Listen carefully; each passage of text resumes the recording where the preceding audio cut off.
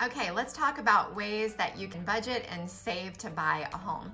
A lot of people come to me and they have not been able to save. They're not sure how to save. They're not sure how to live within a budget. So first thing I want you to do is write out all of your expenses for the month. Housing, food, utilities, childcare, fun money, going out to eat, stuff like that.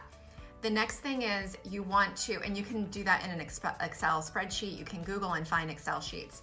Next thing you want to do is automate your savings. If you are W-2, you have an employer that deposits money into your account.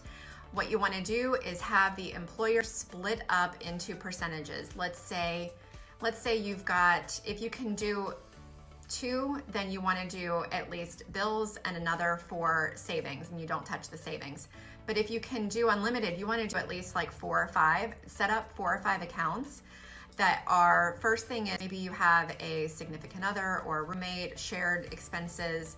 Have one for shared expenses. You could have another for personal expenses. So maybe you have like 50% go into shared household expenses, then maybe you have like 20% go into personal expenses, and then maybe you have, you also want to set up a spending money, for like going out to eat, clothes, stuff like that. Then you want to have an emergency fund and a dream fund. When you're setting up those accounts, have your emergency fund, title it, say emergency fund, and have a goal like $1,000. Then do dream fund and have a goal of, let's say, $20,000.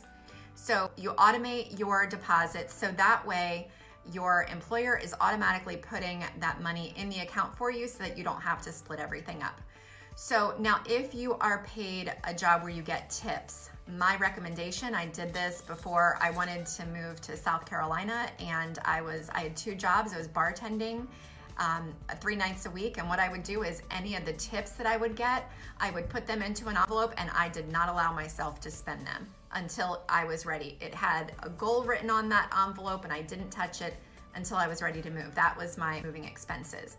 So next thing is find a side hustle. Everybody's got something that they're passionate about. Maybe you could be a dog sitter, walking dogs, or maybe you can create things and sell them on Etsy. Maybe you can freelance on Fiverr.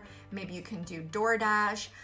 Anything that you're passionate about, I suggest, finding something else and find that side hustle. So hope that helps you. I know it's a quick video. If you have any questions, feel free to reach out, and have a great day.